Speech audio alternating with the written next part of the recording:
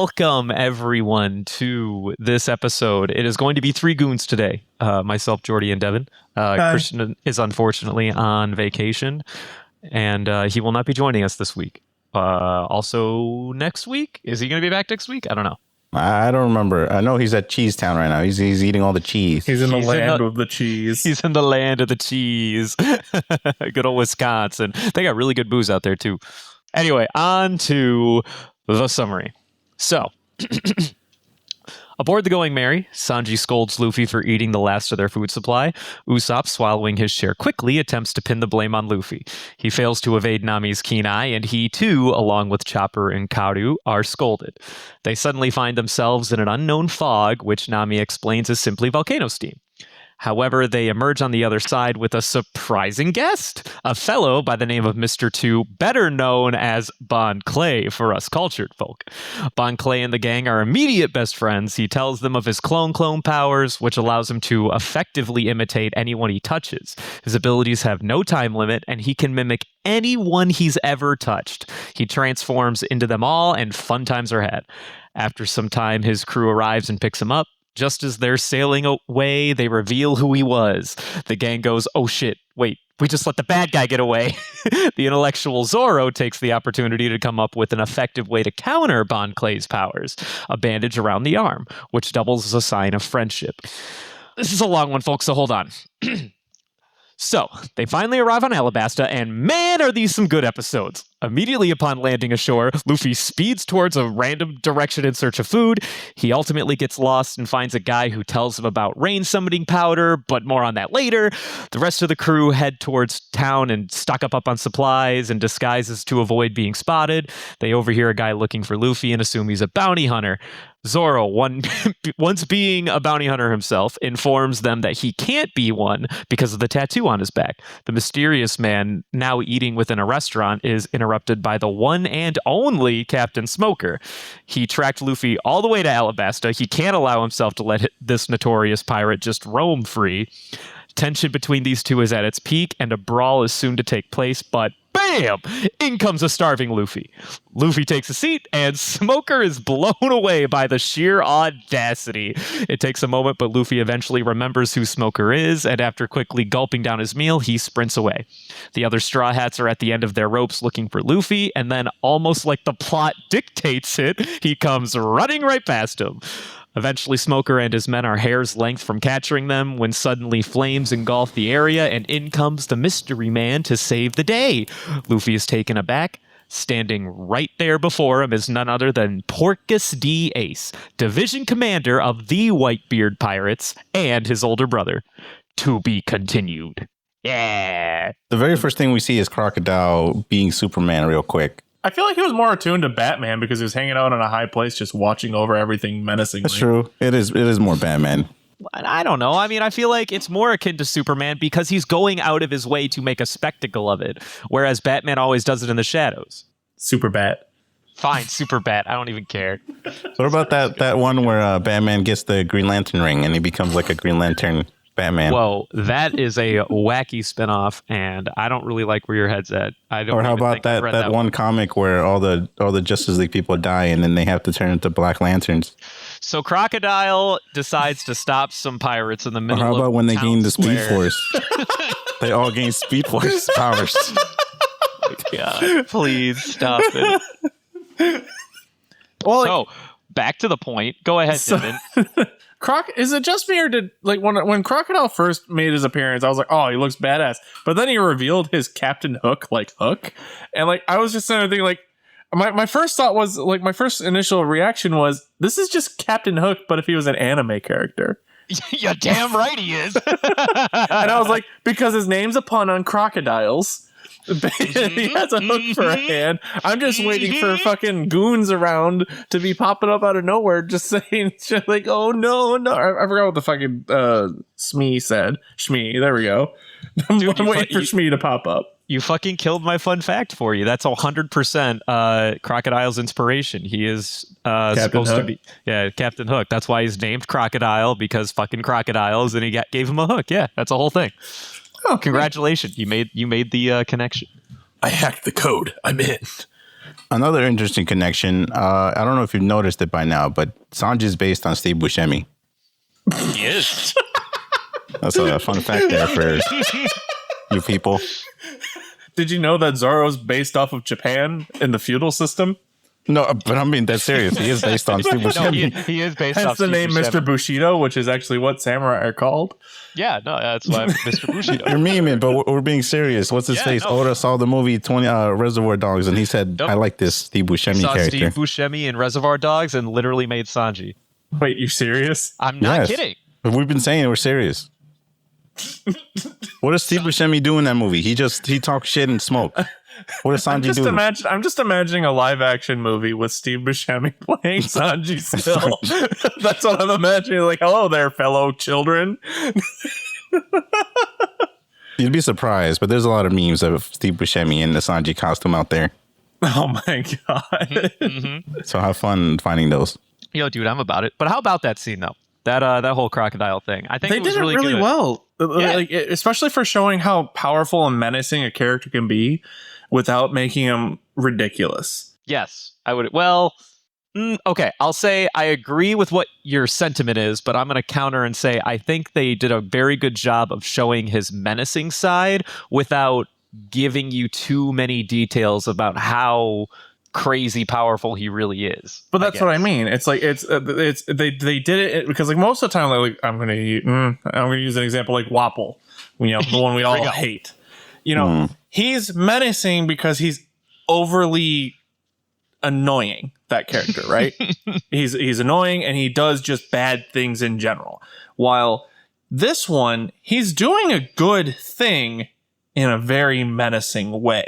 Like objectively, he's a good guy from this scene, but he's so menacing in the moment that I don't know how it's the best way to show a character being badass For sure.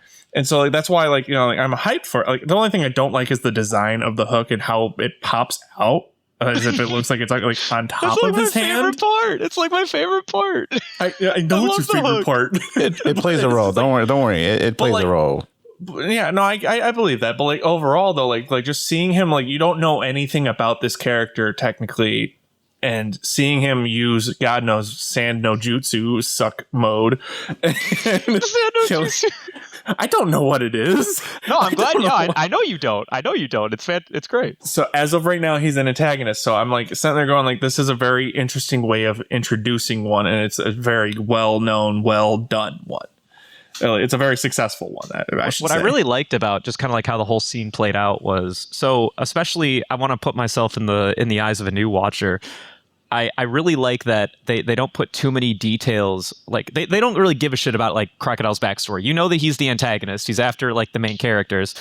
But now you get to like create these questions for yourself. Like, okay, wait a minute. So he's like being a good guy. Like he's stopping other pirates. Why is he being a good guy? So now like the audience gets a chance to kind of like pick and understand like, okay, well, what is his motive? And it's probably not a very deep motive. Like most people can probably figure out like what he's on about. They have said it already that he's just like a government dog. He's a pirate that hunts pirates for money. And that's the other really cool thing is that they double down on that in this scene to remind you that even the other pirates recognize him as nothing more than a government dog. When you are a warlord, you have government amnesty, but every other pirate you come across basically sees you as like, dude, who the fuck are you? You sold out, dude. You're a sellout. You're a punk. I have a bit about this. I said, if I ever like run a recruitment center for goons, I'm going to have one exam, and the exam is going to be them saying the line, you think you can take us all on? There's a lot of us and only one of you.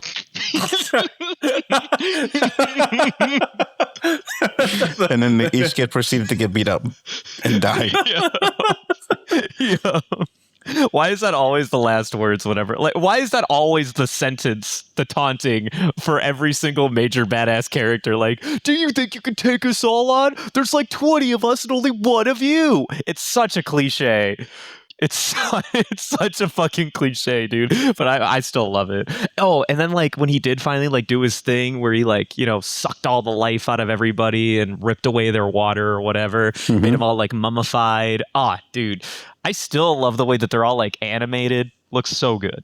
No, it was a very impressive, way to introduce your character because nothing's more meta. Like the thing that I liked about this as a new viewer is, in my opinion, nothing makes your villain that much more scarier when they're doing good things. I feel like it's more dreadful that he was quiet the whole time. He never said like, stop doing what you're doing, or I'm gonna come That's kill you. That's what I mean. He didn't make a show out of it. He just straight up walked in. We didn't even see him do anything. All we saw was the sandstorm, and then they were gone. That's it. You watch him get stabbed by like 30 people, and then the sandstorm comes in slowly. And it's the pacing, the speed, the efficiency that's scary about it. I didn't expect to get into Crocodile, to be honest. I kind of wrote that note thinking we were just going to give like a 2-sentence thing. Well, but we I'm glad. got introduced to the fucking villain, dude. Like, we got to talk about it. We didn't get introduced to him, but this is where we get to see him do something. And we get to see his menace. And that's what's so... I mean, for a villain, it really does impact your opinion on how the villain... Or not villain, for antagonist. How like, the rest of the arc is going to play out. So speaking of this, the setting, because like when they first introduced you, because when I pictured Alabasta, for some reason I just never pictured it being a desert island. And so when you didn't catch that, you know how they say Alabasta? It's literally Arab, and get it? Like it's no, no, dude, I didn't catch that at all, bruh.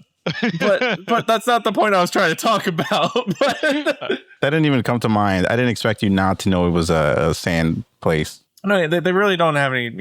Well, this is the reason why I said that is because when you look at Vivi. And you look at the climate that she grew up in. Why the fuck is everyone white?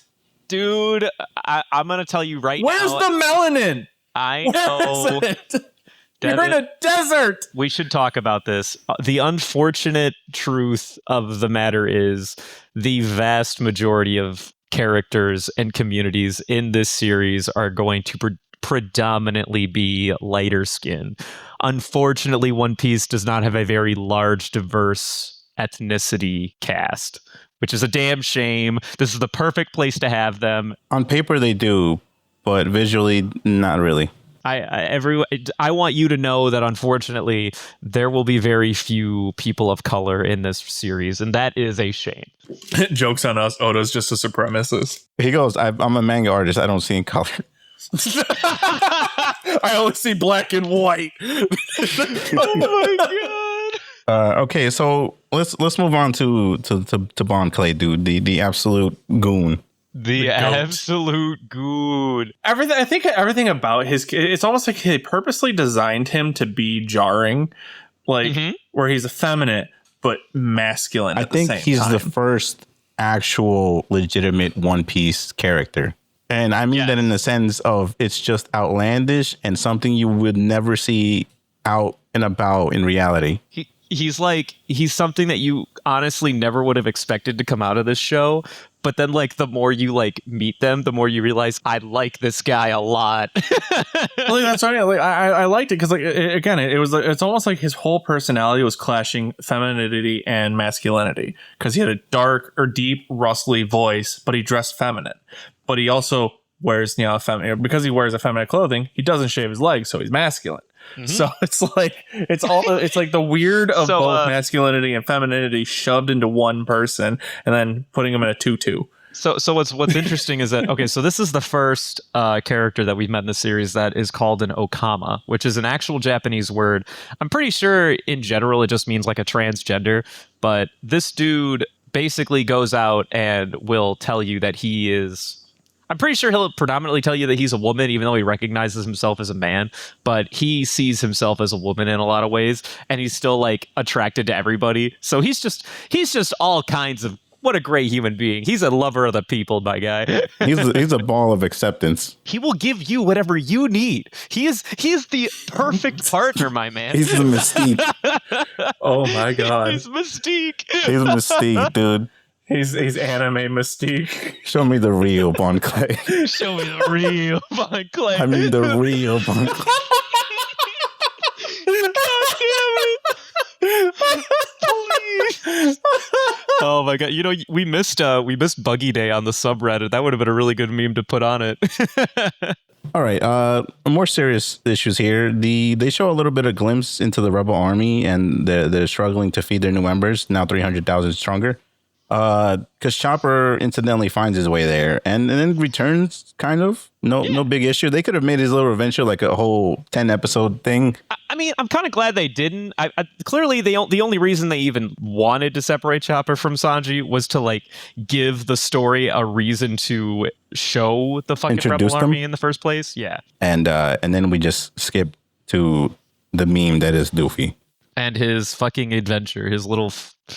Oh God, Luffy, I love you, but I hate you. He runs, he goes food, and he runs off. And then he finds a guy with powder, and then we find out it's rain summoning powder. I don't really know the science behind it, and neither does Luffy. There's a bit about that where the guy goes. It's also called rain summoning powder. That's what causes sudden downpour we just had. Would you like me to explain more? I wouldn't understand. I guess you wouldn't, would you? Hey, don't be so rude, old guy. But then he asks him to do it anyways, and then he does it. Like, I like the part how like they speed in the sub. I don't know if you guys got. Yeah, they do it in the dub too. Yes. When you're listening to him like describe it, and Luffy's going like, and then slowly it starts speeding up. you hear the guy's voice is speeding up, is turning into gibberish. Good, all right. Dance powder works like this. When you burn it, you release it into the air, and it's like planting a type of seed, a rain seed. The moisture from the air collects 100 particles of cloud, forming a cloud. When this happens, they radiate and precipitation. Well, does all that make sense? So, it's mystery powder. Yes, well done. That's it exactly. You being rude to me again, old man? So it's and then the dude just starts clapping. He's like, "Yes, that's it. Fucking congratulations. You solved the problem. You understand it perfectly. Jesus Christ, you probably know it better than I do." So, well, before we move on to that, I do want to make a comment about the mystery powder. So when it's kind of a weird stretch how I kind of got to this, but so when Chopper is first in the town, and you hear his first complaint is the smell. Yeah, and he starts complaining about how it smells here and everything like that, and like they kind of like there's this constant like thing where they're kind of shoving down your throat like, oh, it's just perfume, but then later on Luffy has the same problem where he goes, oh, the smell of the town. Like he makes a comment on the smell of the town. And so like I'm sitting there thinking like, what is, maybe it's something's related to the powder to the smell. And so like my thing is like maybe they're trying to hide it as like one of those like little secret like little like, oh, this is like a hint of the future plot of, oh, the powder is going to have some big reveal because Luffy's like, oh, this stinks. Or I don't know if he said it stank, the powder stank or not specifically. I believe he was just talking about the smell of food, but Chopper was continually going, and this smell is awful. Maybe. But when Luffy gets back to the town, he does say there's a smell in the air. And like he specifically says that. And it's I have a feeling that there's something that's like most humans can't really sense it, but people who are more like animals, because we all know fucking Luffy's an animal person. So Devin's really peeling back the Luffy layers. He shows a bit of intelligence here. Let's give him some props, all right?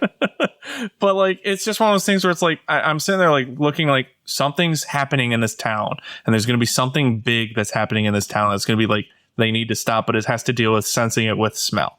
And that's, I don't know, obviously hasn't come up yet, but I'm waiting for it. I want to see it and be like, yo, what a guy. Maybe this town is like secretly like where they mine this powder, if that's what they do, or maybe that's where they make it. This stuff is like a bomb or something like that. It's like, you know, like if you use wrong, it could be, you know, oh wait. Oops. They did state that the reason why the country is at tension started because of this powder. And hopefully eventually we'll figure out what that means. Maybe? Who knows?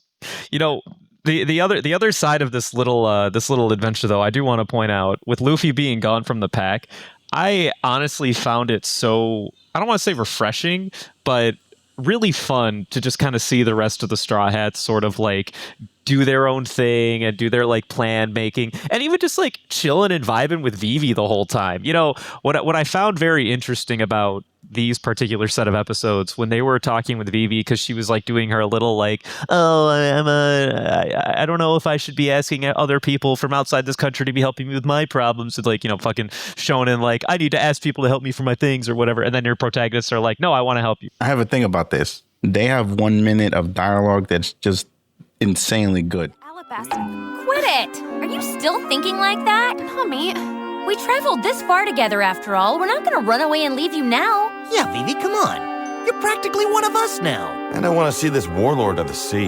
You didn't need to bring that up. Now listen, we're not going to abandon you. They're trying to kill us too. Well, everyone except for me. Yes, but It's settled then. And then we also get reminded that Zoro owes Nami 400,000 berries, which went up, by the way. And it's just set in non-stop motion, and they just keep going. It's very organic also. It's almost like the whole conversation itself was, again, it's almost like you're there. It's one thing when it's the difference between like being part of a conversation versus watching a conversation. And it's like so far we've seen a lot of like, oh, here's a one-liner thrown at each other. And this is them just vibe checking, like they're just being their characters, like doing, just talking. And it's almost like you're sitting there in a little circle around a campfire listening to them talk. Dude, this is like the magnetism that draws me into these stupid fucking characters time and time again. It's just like I want to experience them hanging out together. I feel like I'm a part of it. It's a very nice change of pace. It's honestly why I like this one more than other shonen, because like the thing with shonen is that like you wanna be like super crazy, over the top, like crazy story with like the power of friendship, and then like One Piece is out here with like a lot of all that, but then on the sideline they're like, yo bitch, by the way, you owe me a lot of money. I love that dumb shit. Nami goes, we don't want the what's it called, the kingdom to get the shorty, because then we don't get the reward for saving your ass, all right? And then what was that other one she said to Zoro? Like, yo, even if I was dead, I would haunt you as a ghost for as long as I could to get my money or whatever. I don't know if you guys noticed, but the quality just straight up jumped. There's a lot better here. I don't know if it's contrast because we just came from a snow island and there was no color, but I feel like the colors are way more vibrant.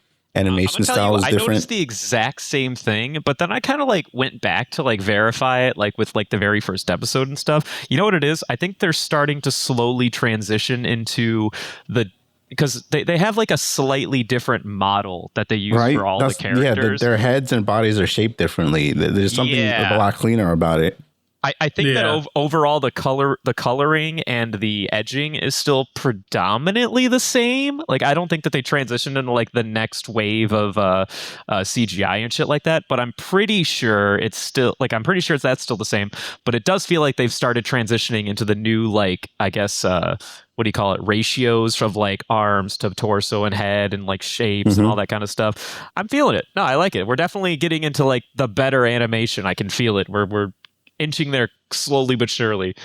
All right, in an attempt to move a little bit backwards here, there's a scene where they're all like basically starving because they ate all the food, and Sanji goes, "We have no food. Let me go look for food." And in the back, every time they say they're starving, I'm like, "There's Bellemere's back there." Nobody see the tangerines? Nami has already made it very clear that no one is eating those tangerines. I feel like she was leaving those for scurvy prevention rather than main food source or a last ditch effort supply. There's the ongoing joke where Sanji's like, "Yo, Chopper, you're literally just the backup food," and you know that Nami's gonna be like, "Chopper, I ain't gonna lie to you. You go before the tangerines go. All right." Apparently, they all agreed unanimously that the Karu is the backup food. You're right. Well, they did use Karu as bait for their fucking fishing. There's a scene where they have a full-blown conversation, and they go, "Oh man, we haven't gotten any fish yet." And then they go, "Well, we ran out of bait." And then Vivi comes along, all happy and glad. She goes, "Oh, well." Hey guys, so how's it going? Catch anything yet?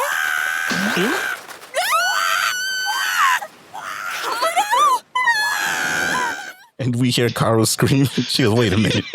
He's just screaming down there, dude. And then she's like, "What? Stop fucking fishing with my duck, you bastards." Oh, and then the only reason they were fishing with the duck was because they ate the bait. What was the bait? I'm assuming it was like bread. All right, well, I guess that's fair. I'm thinking to myself that they just ate like a can of worms or fucking grubs or something, and I'm like, what is wrong with you guys? Timon and Pumbaa, dude. We're talking about the Straw Hats. There's a lot wrong. That's fair. You're right. Hakuna Matata. 100%. Shut the fuck up. All right, what other notes you got that we haven't talked about yet? Come on, lay them on us. So Devin, what do you think of this guy Ace? I didn't like his new costume design. Oh, you liked him like more Western-like, yeah. He was never Western. He just had a goddamn coat on. It's a trench coat. It's a very Western aesthetic. He has a cowboy hat and he has a trench I'll let you know right now, that coat was out of nowhere. He never wears that coat. He literally never wears that coat. I'm not saying he doesn't or he should or does wear the coat. I'm just saying in comparison from what I remember seeing him the first time versus what I got now, like, sure, his tattoos and everything like that, they explain a lot about his character, but he just seemed excessively undressed. It was like being more naked for the sake of being naked, when I was already shown him as like this badass looking cowboy motherfucker, bounty hunter looking dude. I'm going to give you an impromptu notes that I just kind of made up in my head right now. So Ace sort of seems like the version of Luffy that's been out for a while now. Yeah. If no one had stopped Luffy in his tracks, if Luffy had never met sensible people like Zoro and Nami, this is what Luffy would have been. Absolutely monster, just eating whatever he wants, using a woman's skirt as a napkin to clean his face. This guy is a madman. So you mean like, okay, yeah, I get what you're going with. He's the freest form of what Luffy really wants. He just wants to be just allowed to do whatever he wants. You can see where they are, in a sense, I'm assuming related, which is kind of one thing I really do want to talk about, which is his name is, what is it, Porteous D. Ace? Yeah, Porteous D. Ace. So what I want to know is, so name-wise, so surnames, right? So we got Monkey D. Luffy, we got Gull D. Roger. Yes. Is the middle initial supposed to be their last name? Because does that mean Luffy and Porteous are related? Remember now that we still don't know what D means, even now in Yeah, I can't tell you what D means, but it is nobody not their knows last name. What D is, but we do know they're brothers. They are brothers, in fact. Yeah. So they are actually. So those two are actually blood brothers. Yes. Okay. Okay. Let's hold on. I'll say yes. Did they come from the same mother? No. What? Don't listen to him. Mothers. I'm not gonna. They are not blood. I'm trying not to spoil brothers. here. Dude, they have different fucking last names. All right, come on. That doesn't mean anything. I will not stand for lying to you or this audience. I will not stand for it. What's the lie? What's the harm here? Let him believe. You if they came from the same womb. Yeah, let him believe. Yes. Let him believe. You fucking lied to him. Do they have the same dad? How about that? I can't answer that. Who do I trust? Who do I trust? Yeah, both of us could be lying. You don't know. They're both liars. What do you mean? All right, so they're brothers. Yeah, they're brothers. Don't worry about it. They're brothers. Because this ruined my whole question. What was your question? The whole conversation kind of crumbles when one person says, no, they're not related. The other person says, yes, they are related.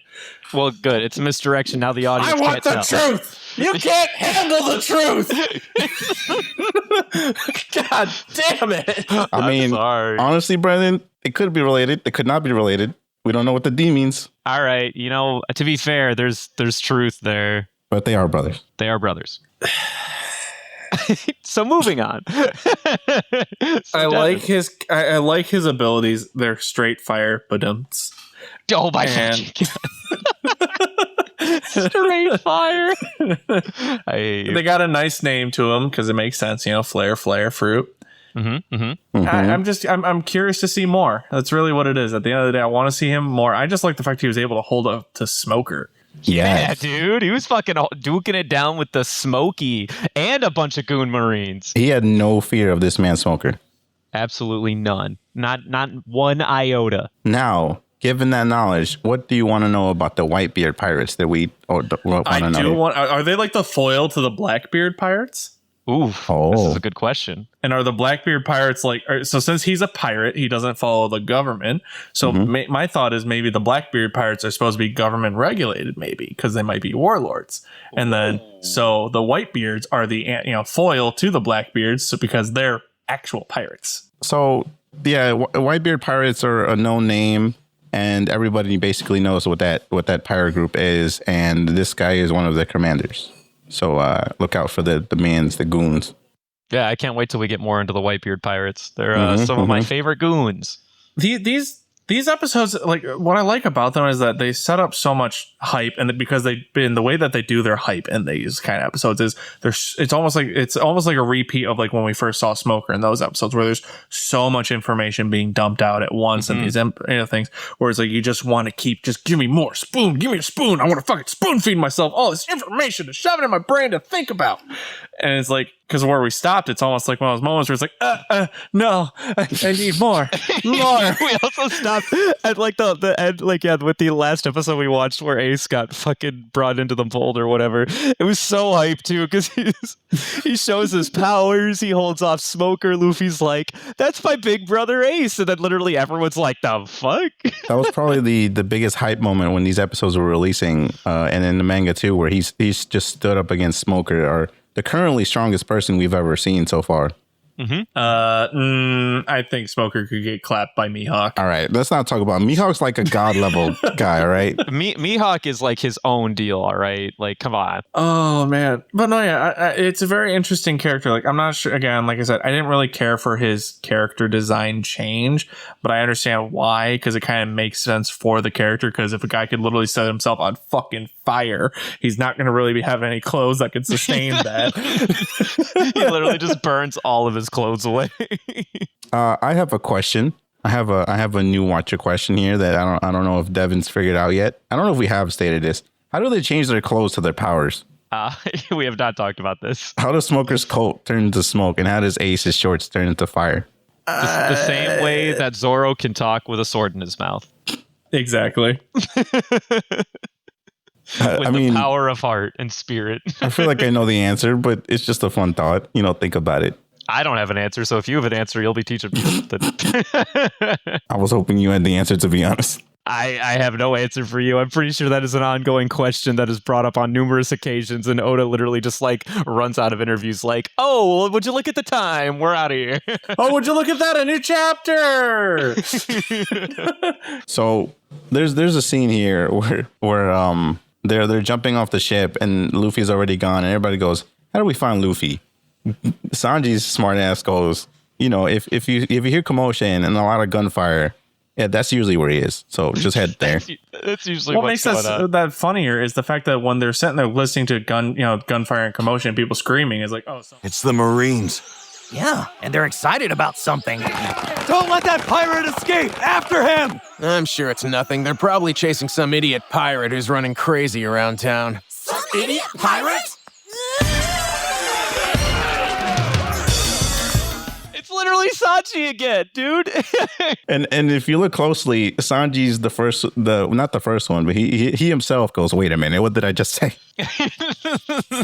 He realizes exactly what happened the moment he's done stalking. That's pretty much all I have. Do we care about talking about the Tashigi and Zoro thing? Not really, right? I mean, wasn't really that important. She remembered him, he remembered her. That was all of that. All right. Well, do we want to go into quotes? Okay. Well, then I will go ahead and start. My first quote is from the GOAT himself. Is it Bon Clay? Is this a quote from Bon Clay? Is it the same quote I have? I have two quotes from him. Is it really long? The second one is, but the first one is not as long. I feel like we all have the same quote. As soon as they get out of the fucking steam from the volcano or whatever, he's grabbing onto Kadu. And he's like, wait a minute, what the hell? And he talks to himself. He's like, no, this is getting really out of hand. One of these days, I really have to stop jumping on every man or duck I see.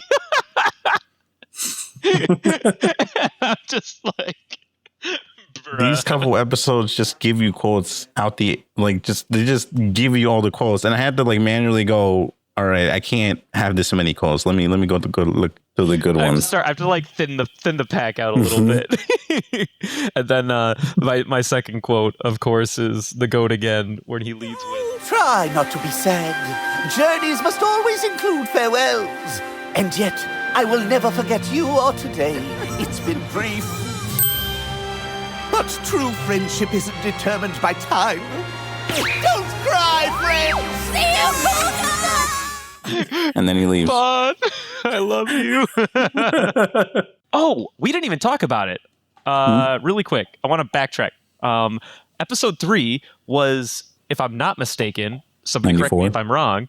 Yeah, I'm sorry. 94 was the first episode where we got to see during an arc a map of the area showing where everyone is. I think I missed it. Am I wrong? This might be the case. The only place I could think where they would even consider having a map would probably be the Nami arc, Or maybe the Drum Kingdom arc, but I don't think they had one in there. So this is the first time we get to see the map of like the area of like where they're at, where their adventure's taking place, and where like Are we talking about the map of Alabasta or the map of the Grand Line where Alabasta is in relation? Map of Alabasta. Okay. Yeah. So that's going to be like a reoccurring thing. Every time they get to like a big climactic zone, I guess they'll start like kind of laying out like, okay, where are my critical players? What's happening out in the area? Seriously, like honestly, like a fucking D&D map. It's pretty fire, honestly, because it's pretty fire. It's fire like chocolate. All right, but too much chocolate, no good. Okay, yeah. When you overuse the map and like waste a lot of time, then yes, it can get really annoying. And we'll get into that a little later. Don't worry about it. But we like the maps. And then I wrote it down, but I forget who said it. Oh, it was Ace. Fucking when the dude is trying to offer Ace like the golden apple or whatever, saying like this will give him like 1,000 years of extra life or whatever. I really like what Ace is like. No, thanks, my dude. Just living today is good enough. I'm like, bruh. I vibe with that. I feel you. Oh my god! All right, so I'm good. That was what I got. Do you got any, Devin? After Luffy, rubber bands and knocks both Smoker and what's his name? Ace. I'll just call him Ace. And it knocks Ace into the through like 8 buildings. Ace slowly starts walking by and he stops to bow to this like random family. Goes, "Oh, sorry for disturbing your meal." And I just got some straight like fucking bow to the fucking hiking bear vibes from that. I was like, yeah, I love this stupid shit. Yeah, this is the dumb shit I crave. Like, this is the dumb shit in this universe I love. This is the kind of stupid shit I signed up for. Because it's so like it breaks your expectations of what's supposed to be, like this really impactful moment of, oh, hold on, I gotta bow. Always be respectful first. Always use your manners, my guy. After that, I got what's it called? He disappeared. It's the part where Smoker's chasing Luffy on the roof, and there's a literal sound effect of like him teleporting, almost like in Dragon Ball Z. You know what I mean? When they do that little like fast as light move and Luffy disappears. So, Smoker goes, he disappeared. But then it cuts to the bottom of like where Luffy fell. Yeah, they do a fake out where it seems like he instant transmissioned out of there, and it turns out he just fell. Exactly, because like the background and everything's like a bunch of lines because it's showing animation of moving fast. They do disappears. They do the sound effect that. God damn it, dude. Dylan, put that shit in there. Hell yeah, put that shit in there. I'm gonna give you this right now. They are going to use a lot of similar sound effects from Dragon Ball. Yeah, like a crap ton. That's the same sound of when the Kamehameha is charging. What the fuck? Yep. Okay. So there's a point where after they figure out that Bon Clay's the bad guy and they come up with a plan, they put the rubber bands around their arms. What's his face? Chopper goes, "Oh, can I do anything to help? I want to defeat bad guys too." Usopp goes, "Just do whatever it is you can do. You're not expected to do anything more, Chopper. And if you get overwhelmed, then just run." Sounds like the pep talk he's always giving himself. Fucking Sanji's so savage, dude. He's been savage the past like the whole episode, like these several episodes. No, I know. Like, he's just been one savage machine after another. Sounds like we're gonna give him the golden ham. As much as I love Sanji, I don't think he's got my golden ham this week. I will tell you who's got my golden ham. All right, we'll go ahead. We're here. All right, well then I'm gonna put in my nomination for Bon Clay. I'm gonna nominate Crocodile actually. Oh, because out of all the characters, he had the most impressive display, and it was so impactful. And even though it was so short, it was you could just feel just the chill of it was just that impactful on me. Lit. Well, all right. I respect it. I respect the Crocodile play. All right. What about you, Jordy? I think he's muted because people are talking. Dylan, cut this.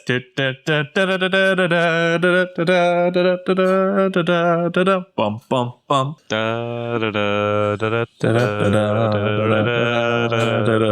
Jordan's gonna leave this shit in there. You better fucking not. I'll be so pissed.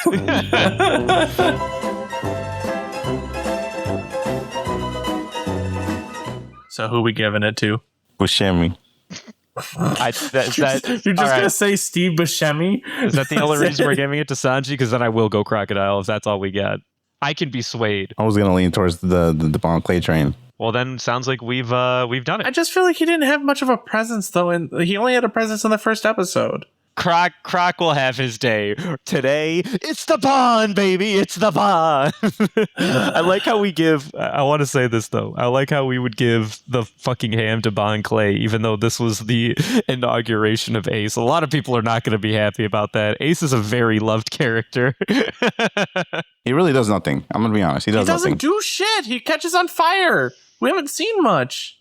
Like next time we do one, we'll probably give it to Ace because he's gonna probably have a cool badass fight with Smoker. But like, as of right now, all he's achieved is getting kicked in the fucking head and eating food. I feel that. Mind you, getting kicked in the fucking head by his own brother, but he's just not brother. There's just something so lovable about him. All right. I'm not saying he ain't charming. Everyone in this fucking series of episodes has been charming. Look at the fucking camel. Everything's been charming. All right, so fuck you. We gave it to Bond. It's over. Fuck you. I disagree. I disagree with your agreement. Are we good? Did we finally get there? Holy shit, this is a long one. This is a long one. Sorry, Dylan. Do we want to do... we only do the villain rankings after... Yeah, we'll do them at the end. We don't do them now. You don't do it at the end. Yeah. If we did them at the beginning, Waffle would be somewhere above Krieg. Because you wouldn't realize how much worse he is. Facts. All right, please. I hope everyone enjoyed talking and listening. We talked. You listened. Thanks. If you want to talk with us, follow us on Twitter at Panda Sightings. I'm tired. I want to go to bed. Good night, my sweet prince. Un, deux, trois. Okay, you guys, are you all ready to head out for Yuba? Yeah! Thanks. Are we missing someone? Luffy! Good food. Want more? That idiot!